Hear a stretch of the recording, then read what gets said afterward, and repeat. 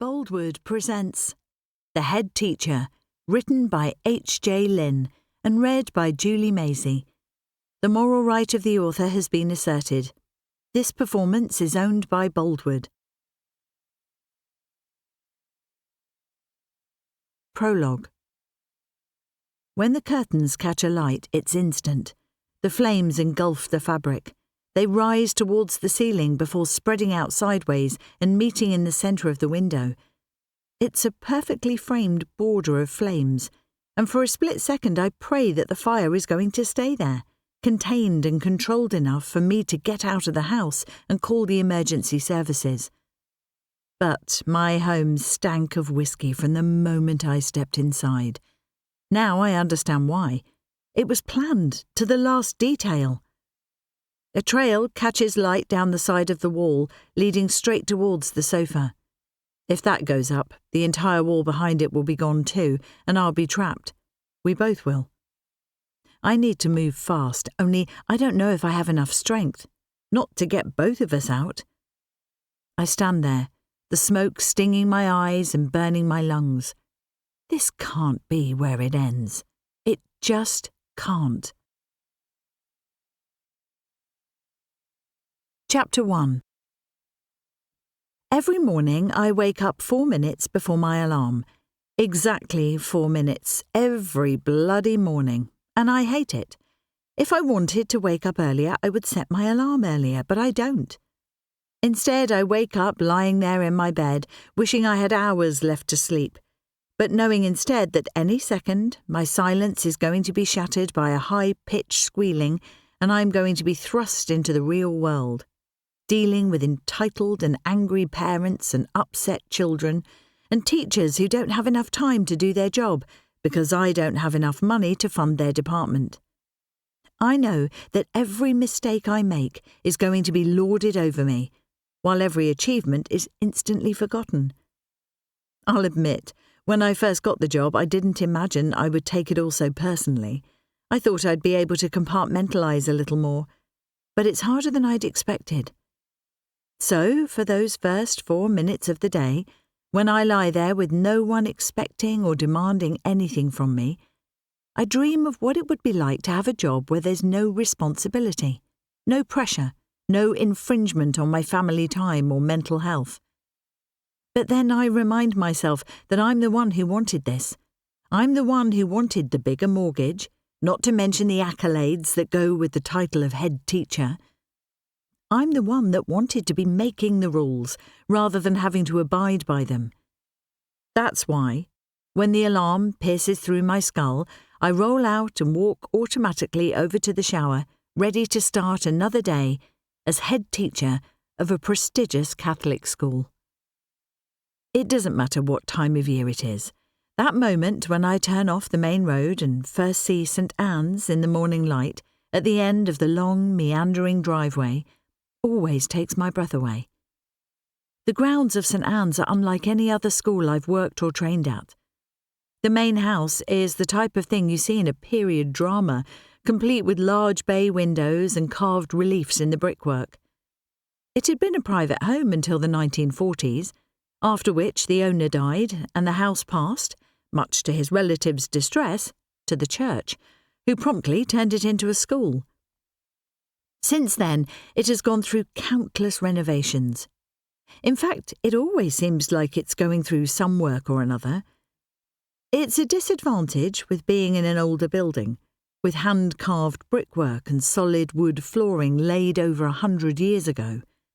Not that there aren't plenty of advantages to it. My office, which looks out across the sports field, has a working fireplace and double doors that open fully onto a first-floor balcony, with genuine oil paintings on the wall and original Turkish rugs that probably cost over a month's salary. It's a long way from some of the state schools I worked at early in my career. It doesn't even look like an office. It looks like a very posh living room. Or a drawing room, maybe. Is that what rich people call rooms where they have sofas and desks? I don't know. But either way, with its powder blue armchairs and marble mantelpiece, it's my sanctuary. The one place I get to control what goes on. But to get there, I have to make my way from the car park through the rest of the building. Morning, Liz. Morning, Angela. Good morning, Mrs. Croft. Morning, Darren.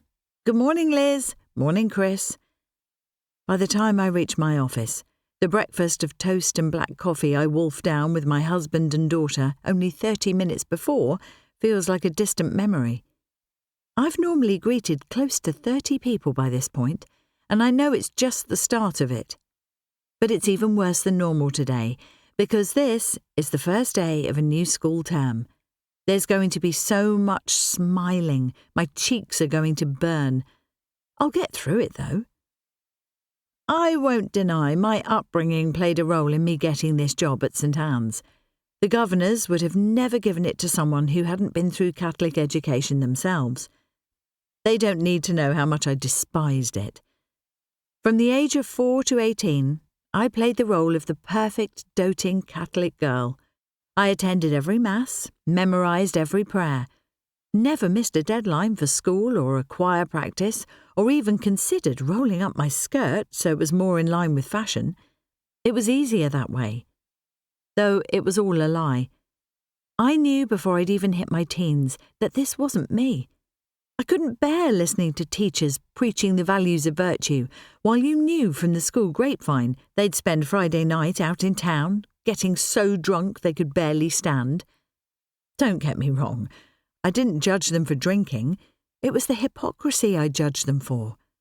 As I sat there in sixth form, listening to lectures on how it was my duty to God to save myself until marriage, I promised myself that once I left that school and my hometown, I would never call myself religious again. And I stuck with it. For years and years, I rebelled against my upbringing and did a lot of things that were not in keeping with the values the school tried so hard to impress upon me. A lot of things that would definitely have stopped me getting this job if they were ever made public. But it's not like that's ever going to happen. After all, it was before camera phones captured our every movement, and we posted our entire lives on social media, thank God.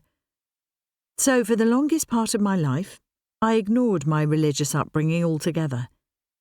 That was until the job came up at St Anne's, one of the best schools in the entire district, with a proven track record, and a position that was so perfect for me I could have written it myself. But as I scanned the application, I saw a preference in the criteria clear as day. Catholic. Guess who's the hypocrite now? As the thought rises in my mind, I try to negate it with justifications. St Anne's is a long way from my convent school upbringing. Our aim here is to raise well-rounded, compassionate young people who can go out into the world and make a positive contribution to society in whatever manner they see fit. That's what the school manifesto says, and that's what I'm sticking to. Chapter 2. For some reason, this school year starts on the 31st of August, which has pissed the staff off no end. There's this unwritten rule in teaching that August is officially a holiday month. And most years it is. It's just now and then the calendar has to be shifted because of some religious event we've got to pay homage to, and we're back here before the start of September. As soon as I step into the staff room and face a sea of overly tanned, overly talkative teachers, it's clear I'm going to have a battle on my hands.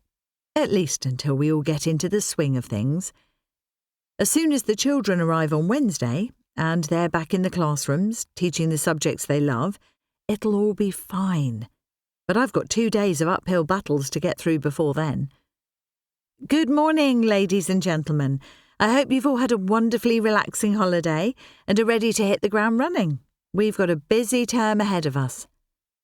I position myself just to the left of the door so I can get out as quickly as possible once I'm done. I've got so many emails to respond to and want to get started on them straight away. So I fix my face in a smile and clear my throat loud enough for everyone in the room to know this meeting has officially started and that they should be paying attention to me, not chatting or scrolling through their phones. I want to keep this meeting short, as I know you have a lot of work you want to get done before your classes arrive on Wednesday, I say. So, if I can have your full attention, please, that would be appreciated. As I speak, the last couple of heads roll towards me, not to mention a fair few eyes. It would be the same anywhere, I remind myself. You are always going to have people who think they don't need to listen to you, no matter how far down the ranks they are. Besides, it is the end of the holiday. I've no idea what people have gone through during the previous month. I make a note to remind myself of that when I talk to people. After all, I always promised myself that when I ran a school, it would be with a carrot, not a stick. Trying to adopt a softer smile, I carry on with my notices. We've got a few big dates coming up in the next couple of weeks, I say. So can everyone make sure you've got your calendars up to date? If you have any problem syncing them online with the whole school calendar, then please ask tech support for help. Digital calendars went wide last year, so there's really no excuse for anyone not using them now. It will help you in the long run, believe me. And I was as sceptical as the worst of you before I embraced them. My eyes instinctively dart across to Alice, who's sitting on one of the Chesterfield armchairs to the right of me. She's always my go-to when I worry about sounding overbearing, or rather bossy. That's probably what I should say. That's the word us women get, right? I'm sure if the previous head had tried to introduce something like this, the old boys' club would have said how innovative and inspirational he was. It's ridiculous how many people didn't see the extent of his inability. There are still so many here who think he was God's gift to the school and I'm the tyrannical usurper. Last year, particularly during my first term as head, I woke up nearly every morning in cold sweats, which were always at least half to do with the school. Every new idea I tried to introduce, half the staff rebelled against it just out of principle. Or perhaps because they thought I was making extra work for them all, although that's exactly the opposite of what I was trying to do. Either way, I ended up folding half of my ideas before they'd even had a chance to take off. It's getting better now. Most of the staff have learned I'm only doing what I think is best for them and the children. There's still a core who don't want me in that office, though. Some of them are misogynistic pricks who just don't like having to answer to a woman. Others thought the sun shone out of the old head's arse. But quite frankly, I'm now at a place where I just think, screw the lot of them. I look at Alice, and she presses her lips tightly together, offering the most minuscule of nods. It's a sign that I'm doing okay, but not to push it any further. Reading the message loud and clear, I flash a smile and carry on. So, dates. We had a full week of insets at the start of last year, but that is not the case this time. Children arrive Wednesday and they know that. Any absences need to be recorded as unauthorised, unless admin has told you otherwise. We are not accepting parents not reading newsletters and bulletins as a reason for their child not being in school. We have Year 7 and New Parents' Evening on Thursday next week. Now, I know you probably won't know half the new children's names by then, but please try to give it a go. It makes all the difference. Print off a class photo list to help you in those first couple of lessons. Use seating plans if you need. Whatever works for you, we just want to make the best possible impression. We want to show the parents they were right in selecting St Anne's for their children, right? The moment the question hangs in the air is the second I realised I pitched it wrong. I went too peppy, too go get 'em. Hurriedly, I tried to reel it back in. So, more dates. We've got twilight training on 3 Mondays before half term, the dates of which are all on the online calendar. These are looking at the changes in exam systems for next term, and so are compulsory for everyone, even those not currently teaching exam classes. While we're on the subject of exams, Year 11 mocks begin on Friday next week. I know it's an awkward day to start, but it's what we have to do to fit everything in with the timetabling. Letters and emails were sent home at the end of last term, so please don't believe the students or parents when they say they didn't know. We're not changing the dates because we need the auditorium to start rehearsals for the autumn term play as soon as they finish. Year 11 tutors, if you have any issues, please let me know. Talking about the school play, I'm assuming there will be emails sent home about auditions soon, Alice? I give her a look that tells her it's time to speak. Flashing me a smile, she stands up. The pair of us have been friends for over 20 years, which nowadays officially counts as forever. We met when we were doing our teacher training in what was undoubtedly the wildest phase of my life.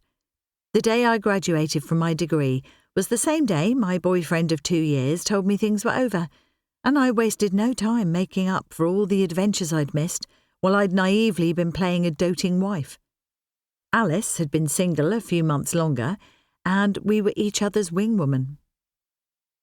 When that bell rang on a Friday, we were down the pub before we'd even taken our pencil skirts off, drinking into the early hours of Saturday morning, then sleeping for the rest of the day, normally on one another's sofas, so we could spend Sunday planning and prepping all our lessons for the upcoming week. Were we the greatest role models for young minds? Possibly not. Did we have fun? Absolutely. And now she's the head of drama, single again after an unusually swift divorce a year ago, during which her husband simply upped and moved to another part of the country. Despite her daughter leaving for university at exactly the same time, Alice has never been better. She's putting on whole school productions left, right and centre, while she manages a team of young, enthusiastic teachers who don't mind giving up their weekends to learn all the choreography for Willy Wonka or whatever else she has in store for them. Yes, so this year's school production is Sweeney Todd, Alice says, turning slightly as she speaks so she can address the entire staff room. Her drama training means she's far better at talking to large groups than I am. She's probably better at charming the parents and sweet-talking the governors too, but she's climbed as far up the ladder as she wants to go. Still, I'm always a tiny bit jealous when I see her speak like this, without the slightest hint of nerves. As always, the production is open to all the senior school children, she carries on flawlessly. But we would encourage our exam years to think carefully before auditioning. It takes a lot of time, and with exams looming, they really should be focusing on their academics. I'll send the audition pieces and times after this in an email, and if tutors can pass the information on, that would be amazing. She looks at me and flashes another smile. That's me done. Great, I say, taking back the reins. Now, I know we've all got departmental meetings to get to, but are there any other quick notices people want to share? You can tell it's the beginning of term when more than 3 hands spring up into the air. Later on in the year, everyone would just want to get out of the place as quickly as possible, regardless of what information they should be sharing. The first 2 people to talk are both PE staff, who tell us about their different teams, tryouts, away fixtures, and ask for staff volunteers to help drive the minibus.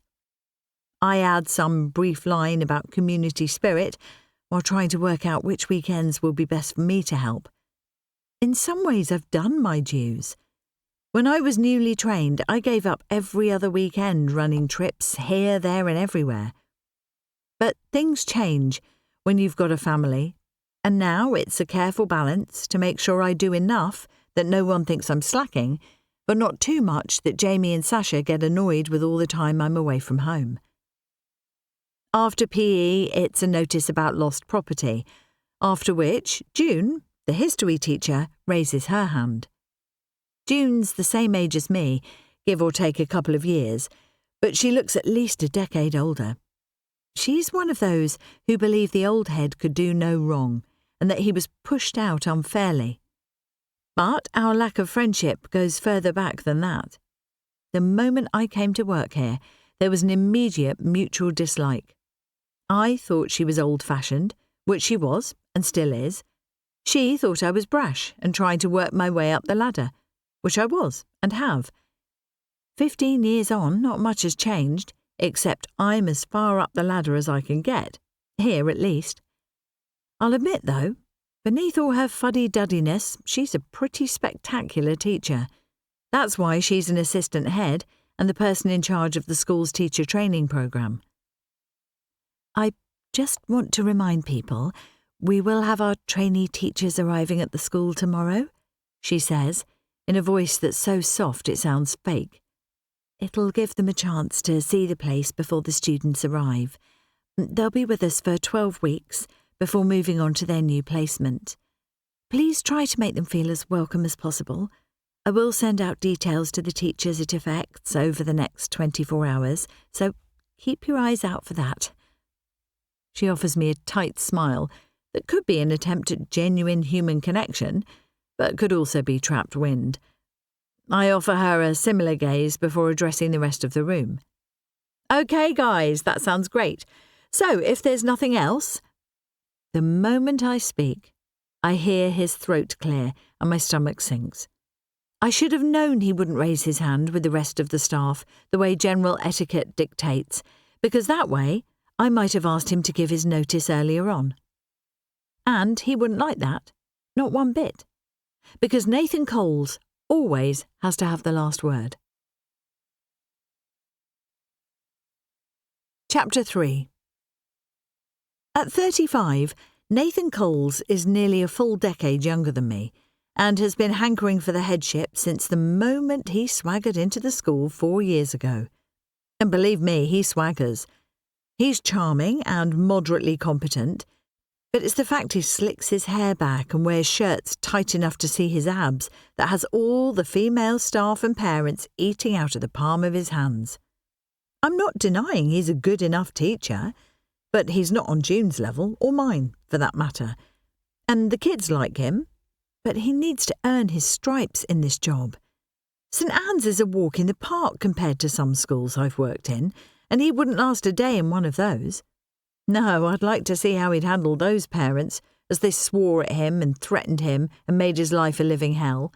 I doubt his tight shirts would help him then.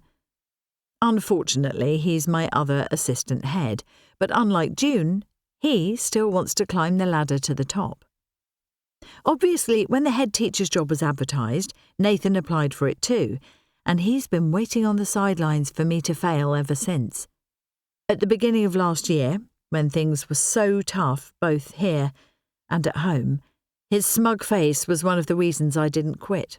I just couldn't give him the satisfaction. "Nathan," I say, my cheeks aching as I force my lips to curl upwards. "Sorry, I didn't see you there. You have a notice?" He flashes a smile, and it really is a flash, like a camera going off. His teeth are so damn bright. I can't imagine how long he spends whitening them, but it doesn't look natural at all. "Yes, thank you, Liz." He takes a step forward so that he's standing in front of me, blocking me out from my entire staff.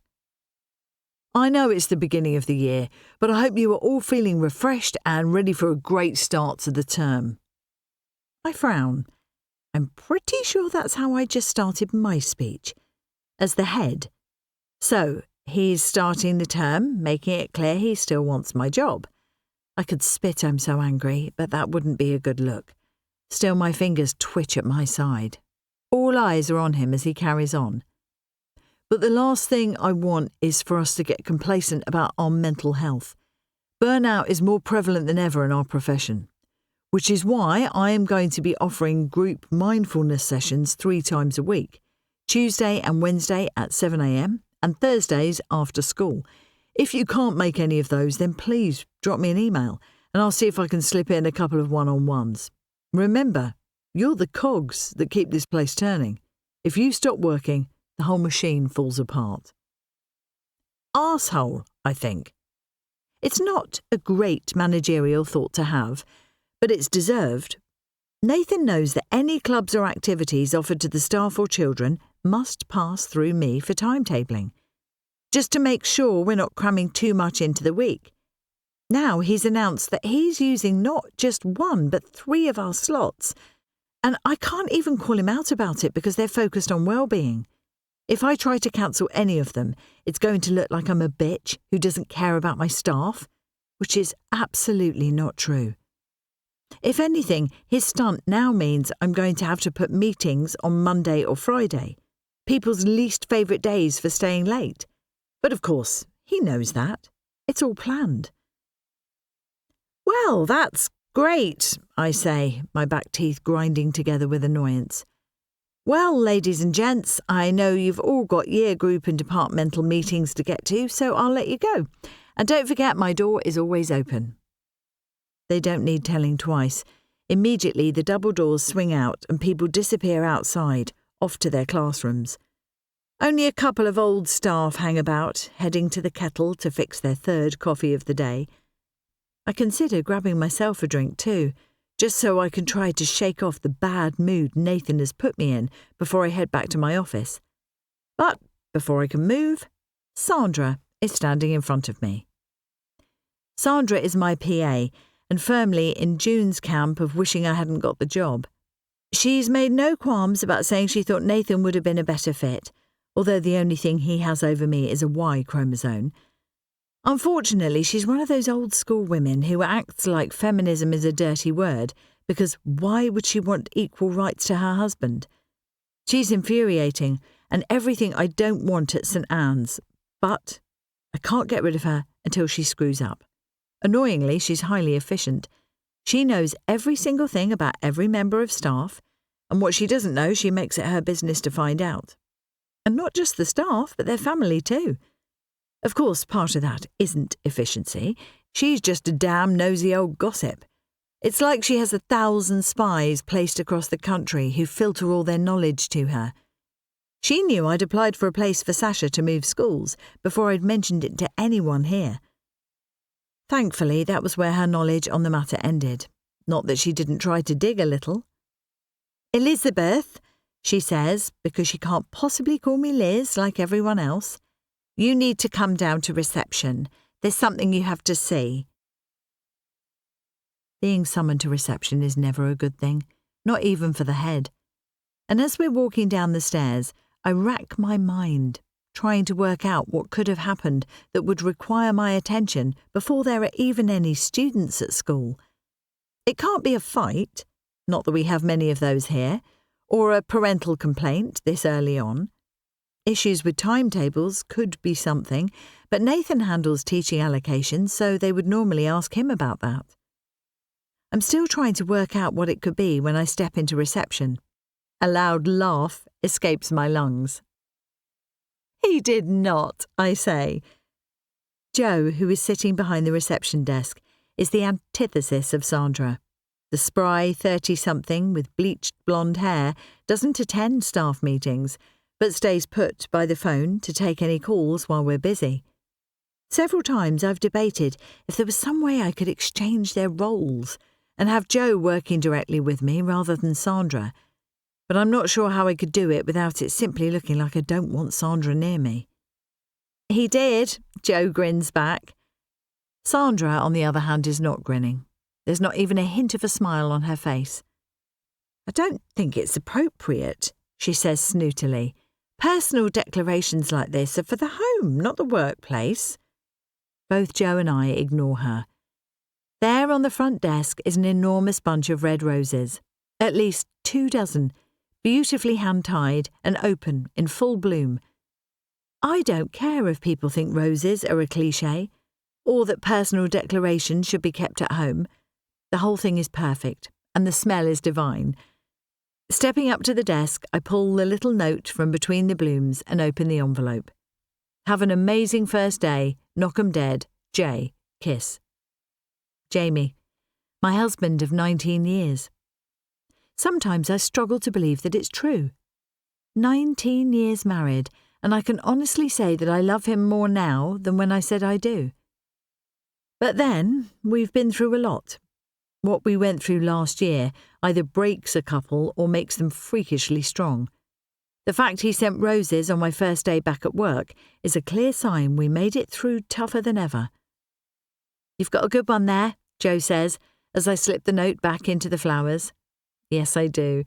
But I had to kiss a couple of frogs first," I tell her. Partly because it's true, my trainee year is testament to that, and partially because I know it's what Joe needs to hear. For a lovely young woman, she has the worst luck in love, and the last thing I want is to appear like I'm gloating just because I married the best man in the world. "I think you should take them up to the office," Sandra says pointedly. We do have people visiting today. It doesn't give the most professional impression when people enter the school." "You're right," I say, a smile still warming my insides. "Can you take them up for me? I've just remembered I need to pop back to the staff room." She looks like her blood is going to boil, but there's no way she'd ever say no. Definitely not with Joe there.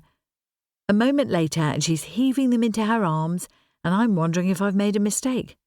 After all, I wouldn't put it past her not to drop them out of spite. "I'll see you later," I say to Joe, "and make sure you take a proper lunch break, okay? It doesn't matter if 1 or 2 calls go to voicemail. That's why we pay for an answering machine." "See you later," she says.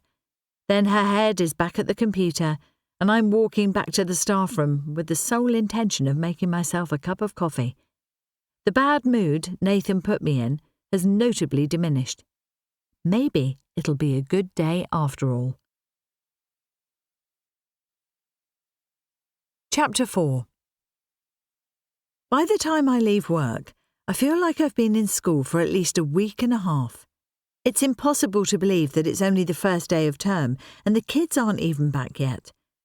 There was a constant stream of issues from the geography field trip, which needed to change locations, while a new member of staff had accepted a job abroad without telling us and therefore not turned up. I also had to field an angry telephone call from a parent whose child didn't get the exam results they needed and blamed the school entirely, although we'd told them several times that the child was not doing enough work. I know it could be easy to judge the parents in a situation like that. After all, if they'd done like we'd advised and monitored their child's evening activities, this would never have happened. But I know better than anyone how things can happen with your child right beneath your nose, even when you think you know everything about them. But that stage of our life is past now. Of that I'm certain. After all, what Sasha put us through wasn't half as bad as what she put herself through, and I'm speaking from experience there. Thankfully, when I unlock the front door, I'm hit by an amazing aroma. In that moment, it's like school and worries are just washed away. "Did you get takeaway?" I call into the house, my mouth already salivating. "Please tell me it's Thai." "It's Thai," Jamie calls back. "I got you a massaman chicken curry and sticky rice." "And did you get spring rolls too?" I say, as I walk into the kitchen and drop my laptop bag on the ground by the shoe rack. "As if I'd forget a thing like spring rolls," he says, before turning to the fridge and pulling out a bottle of wine. "Rosé?" "A big one, please."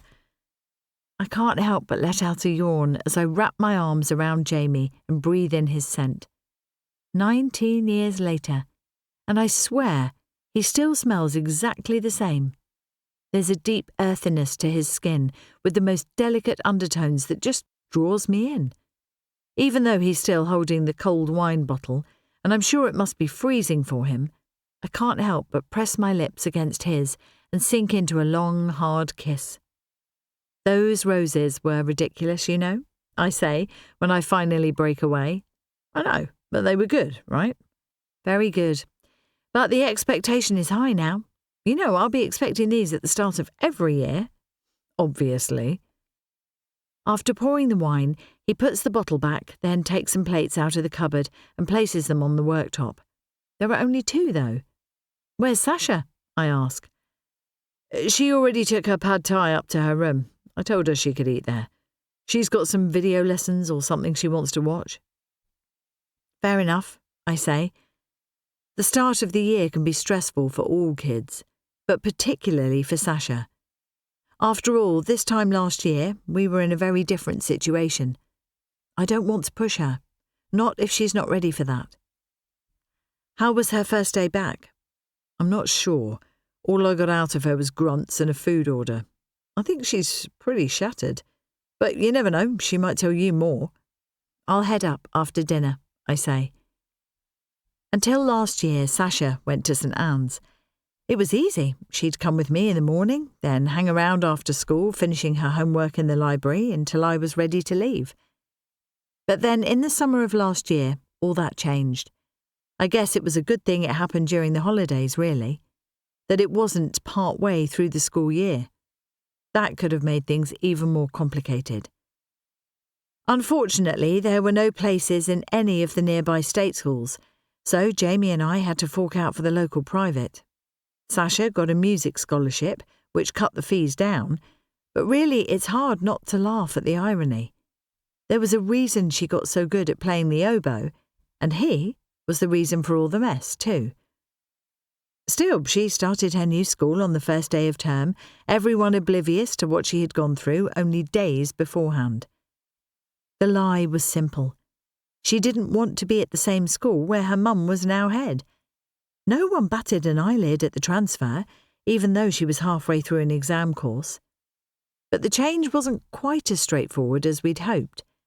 Sasha had healing to do, and she needed people she felt safe around, even if she didn't want to tell them what had happened. Kids in private schools, like the one she goes to now, have been together forever, some of them since nursery. Some of them even while their mothers were attending their pregnancy massage sessions and interviewing doulas. Sasha immediately felt on the outside, and it didn't help that every little win was followed by a fast dip down. Getting a place on the hockey team was quickly followed by girls bitching, saying she'd taken someone's spot. The same thing happened when she got her role in the school play or a position on the school debate team. It was like she couldn't win. And given how my job was going at the time, I knew exactly how that felt. I can remind her to bring her bowl down from upstairs while I'm there, I say. Just go easy on her, okay? What's that meant to mean? I can hear the tone in my voice, one I try never to show at school, even with pricks like Nathan. But Jamie just raises an eyebrow. It means go easy on her, that's all. First day in sixth form has got to be exhausting. He says knowingly, you're tired, and when you're tired you get snappy, particularly with Sash. There's no point denying it. Jamie would never gaslight me into thinking something that isn't true, and I feel bad that he and Sasha are the ones that always get the brunt of my exhaustion. You're right. Don't worry, it's a check-in, that's all, and I'll take some chocolate up to her. That'll win me some brownie points. Chapter 5. From the moment Sasha was born, I felt certain I was meant to have a daughter. I'm sure I would probably have said the same if I'd had a son, but the instant I held her against my chest, I felt like this was the way my life was meant to be. Like she and I were always destined to be together. I felt the same way during her early childhood years, and school days, even those early teens. But then Christopher happened.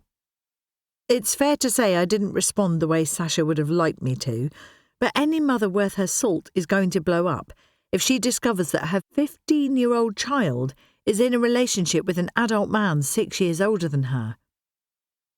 When the shit really hit the fan, I threatened him with the police. Only it wasn't a threat. I would have seen them lock him up and throw away the key, if I hadn't known what it would do to Sasha's and my relationship. I guess I was a coward, and I still have to live with that. Thankfully, she put all that pain into focusing on the future, and I don't think she said his name in nearly a year. Music is coming from her room, though it's not the type of music you'd expect from a 16-year-old's bedroom. This is classical, an oboe concerto, probably by Mozart. That would be my guess anyway.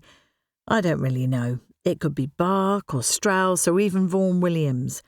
I struggle to tell the difference most of the time. But I keep trying, just like I did with the Christopher situation, although I'm far happier that the classical music is here to stay. I knock on the door, but there's no reply, so I knock again, this time a little harder. Sash! I push the door open a little, just enough to see her lying on her bed, working away on her laptop. She has a perfectly good desk in the corner of the room, one she insisted we buy. And yet she never uses it. It's piled so high with sheet music, you can't even see the wood beneath it. Knowing our luck, she'll probably end up complaining about her back at some point, and I'll be forced to fork out for a chiropractor. Hey, everything okay? I say as I walk inside the room. I figure I've knocked and asked enough for her to have refused if she didn't want me to come in.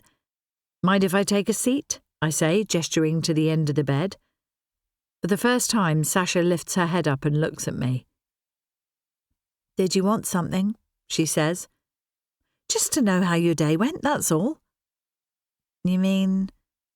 She pales slightly as she looks at me. I mean, you're in year 12 now, the start of A-levels. It's a big deal, and it's completely okay to feel a bit overwhelmed at first. Her face flickers away from me, and she inhales so sharply there's a hissing sound. For a second I think I've said something wrong, but then she turns back to me and starts speaking again. You know, at Uncle Tony's school, the students actually start some of their A-levels a year early. Their GCSEs too. It gives them more time to focus on the extracurricular activities they need to get into university. It's a good idea, isn't it? You can't possibly be worried about getting into music college, I say in surprise. It's what she's been working towards since she was 13, and was why we sent her to a joint venture youth orchestra with one of the local colleges. Unfortunately for us, it was the one Christopher attended. I'm just saying that schools like that have it all wrapped up. You know, they have a full orchestra. They're doing Lark Ascending this term. Jamie's brother Tony is in education too. He's an assistant head at a school in Singapore, and we spent 3 weeks in the summer visiting him and travelling around Southeast Asia. The full-size concert hall was all it took to have Sasha desperate to attend a place like that. But she's only 2 years away from music college, and the way she's going she'll have her pick of conservatoires in London. I'm about to say as much when she speaks again. So how was your first day back? She says. I heard Dad sent you flowers. I assume that was cringe? No, not cringe. Romantic, I say. Until they wither and die on your desk. Wow, this is a cheery conversation. Talking of which, Auntie Alice is putting on Sweeney Todd this term. You know she loves her gruesomeness. That'll be good. Maybe I'll come and see it. I'd like it if you did, I say, surprised she'd offer such a thing. Sasha cut a lot of ties when she was with Christopher. Then, more still, when she moved school. Over the summer, she started messaging some friends again, but her coming to visit St Anne's would be a significant step forward. Of course you would, she replies, with an animosity I hadn't expected. All of a sudden something more is hanging in the air, a tension building, but I can't think why. It's that typical teenage situation where I've somehow ended up in the doghouse because I've come to talk to her.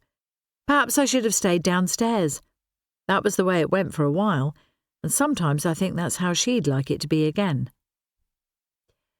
So I should probably do some practice, Sasha says, gesturing to her oboe beside her. After all, tomorrow is a big day for me. For a split second, that tension's there again, so intensely I feel the hairs rise on my arms. But in a heartbeat, Sasha is back, staring at her computer, and I'm wondering if that moment ever happened. Don't stay up too late, and no practicing after 9, I say, before kissing her on the head. Downstairs, Jamie has already cleared up the takeaway and loaded the dishwasher. I wrap my arms around him and squeeze him tightly. How did everything go? He asks. Honestly, I don't know. He nods, and there's a similar solemnity to Sasha in his eyes. What the hell is it I'm missing? I'm about to ask when my phone buzzes in my pocket. A quick glance at the screen tells me one of my head of years just handed in their notice. The children aren't even in school yet. Why the hell would anyone do that? With a deep groan, I offer Jamie an apologetic smile. I guess I should head upstairs to the office for the night, I say, grateful again that we got the house with 2 spare bedrooms so that I can work at all hours of the day. Jamie nods. He knew this was coming. An hour for dinner together is a luxury we don't normally get. Don't work too late, he replies, like I actually have a choice in the matter. Chapter 6. Once again I wake up 4 minutes before the alarm goes. A sinking dread circles my stomach before I push it down. There's no need to be feeling this way, I remind myself. Everything is fine. School went well yesterday. I did my job well yesterday, just the same as I'm going to do every day this term. I turn over and see Jamie there, still snoring softly next to me. He never wakes up before the alarm. Sometimes he doesn't even wake up with it. I love him, but he could sleep through a typhoon. Still, I use the moment of silence to think through the day ahead. My list of jobs is endless, and the amount of paperwork I have to read through each day makes my eyes sting. And I have to actually read it. Every sentence. It's not like when I was younger and I'd be handed something to sign. In those days, I'd scan whatever I'd been given so quickly I probably took in less than half before scribbling my name at the bottom. But everything at St Anne's has my signature attached to it. I'm the one the buck stops with, and the thing about working with children is it's like working with animals. They're unpredictable. You might think you've covered every base, but something can always happen that you haven't predicted, and it's terrifying. As Jamie lets out a snuffly snore, my mind flicks away from school and to my family. First to the roses Jamie sent, then to Sasha. She was odd last night, and it's worrying. It was like she was expecting me to say something and I failed her. In terms of life, failing Sasha is my greatest fear of all, and I already did it once, and won't let that happen again. As I'm thinking about the year before, there's a click somewhere in the back of my mind, like the neurons I need are finally firing together. Unfortunately, it's at the exact moment as the alarm blares out into the air. And that's it. I'm automatically rolling onto my feet, ready to start the day again. Whatever thought it was has been lost. Morning, Liz. Morning, Joe. Good morning, Mrs. Croft. Morning, Darren. Elizabeth. Sandra. Tuesday is the last day the teachers have to get sorted before the students arrive. And the last thing they need is me holding unnecessary meetings reminding them how to suck eggs. I've still got to run a couple of sessions, though. Safeguarding and child welfare need to be covered every year, and obviously I'm the one who has to run those. There's also another session on the school registration system that Nathan is leading, and it's almost 100% pointless me being there. The only time I ever take a register is when I'm covering a lesson, and they only ever use me as a last resort. It's not that I don't like doing it. I love teaching, more than being in an office. Several times last term I had to go into the classroom, and it gave me a chance to connect with the students in a manner I don't get to do very often anymore. But me being in a classroom means time away from my endless to-do list, and means I lose even more of my evening time with Jamie and Sasha. Still, I need to show my face at these things and pay attention too. I can't expect them to follow my example otherwise. Theoretically, the afternoon is mine, but I've only been in my seat for 20 minutes when there's a knock on the door. Come in, I say. A second later, June's head peers around the door. Is it all right if we come in? She asks. I know it's unfair that things like that grate on me, but she just heard me say, come in. That's why she opened the door. Why does she need to ask again? She always does it, though. The same way Sandra always opens the door before I've spoken, and Nathan always remains standing, even when I tell him to take a seat, because he enjoys looming over me. I guess they'd all say I've got foibles too, but I can't imagine what they are. Of course, I smile politely, only noting the we in her previous question when 4 other people trail in after her. These are our trainee teachers who are going to be with us for the next week, she says, holding out her hand as she presents the group to me. I was just giving them a little tour of the place and wanted to introduce them, just so you know who's wandering around the school. There's an extreme mixture of people standing in front of me, about to embark on their teaching careers. The oldest of the group is a balding man who must be nearly 60, while the youngest is also male, but doesn't look much older than some of the 6th form, although I know he has to be. I remember those days, when people would mistake me for a student and ask why there was no teacher in the room, though that was a very long time ago, There are also 2 women in the group. Again, one is young. She's wearing a sharply tailored suit with her hair tied back in a severe bun, probably hoping the outfit makes her look older. It gives the impression of someone dressing up in their mother's work clothes. The last woman looks somewhere in between, probably late 20s or early 30s. Unlike the others, she's dressed in a far more relaxed manner, with wide-leg trousers, a patterned shirt and lilac manicure. I stand up before I speak to them. Welcome to St Anne's. I hope you find the time here really beneficial. I remember how scary these first few weeks can be, but our students are lovely, and you're in safe hands with June here. She's one of the best teachers we've got. June smiles at this comment, but it's thin-lipped, like she doesn't believe the compliment. Seriously, there's no winning with some people. Just to give you all a quick introduction, June takes over. Obviously, Mrs. Croft is our head teacher here. You shouldn't have any reason to contact her directly, but I'm sure you'll see her around.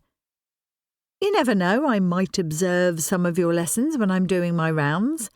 I try to sound as friendly as possible as I say this, yet the younger of the women's eyes nearly bulge from her head. You do that? You observe us? Observations tend to happen with your subject teachers only, June says, shooting me a look. Now she's made me look like an idiot, and the last thing I want is to leave these student teachers with the impression that I don't know how the system works, which is why I speak again. So, what subjects are you all training in? I ask. Both of the men are training in science, one biology, one physics, while the young woman in the suit is doing maths. Clearly the outfit is aimed to imply intelligence and age. The other woman's more relaxed outfit also makes sense when I discover she's training to be an art teacher. There's something about art teachers that makes them think dress codes don't apply to them. I dated one when I was training. Well, date is a loose term, and it's probably clouded my opinion of them since. After all, it's not like this woman's outfit is unprofessional. Well, my door is always open, I say, and don't be afraid to say hi and let me know how you're getting on if I see you about.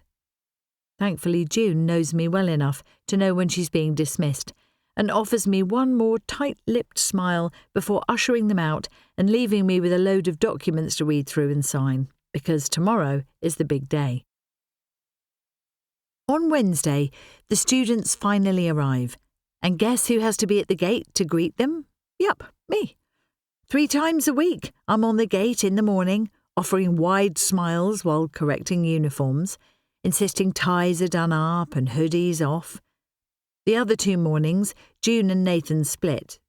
But they also do the afternoon, so I get off lighter than I could. After all the meets and greets, it's time for assemblies. But as the auditorium isn't big enough for the whole school, they're split into year groups, which means 5 times I have to stand on the stage and show the same presentation, talking about St Anne's and our values and hopes for the upcoming year. I try to make it personal and relatable, showing a few of my holiday snaps in the mix where it helps make a point. Like when our school values talk about taking risks, I show a photo of me on a forest skywalk in Malaysia, where we headed with Jamie's brother during our summer trip. I have to tread a careful line, though. Not all our families can afford holidays abroad, or holidays at all for that matter, and the last thing I want them to do is go back home and feel like I was gloating. By the time I've finished all the assemblies, there's only 2 periods left in the day, and I've done absolutely no admin, and it's still not the end of my presentations. I've still got the 6th form assembly the following morning, although most of those students knew me when I was in the classroom, so I have a better relationship with them. 6th form assemblies often turn into a bit of a discussion, so at least it adds some variation. With my throat so dry I don't know how I'm going to make it to the end of the week, let alone the end of term, I head back to my office, passing Sandra.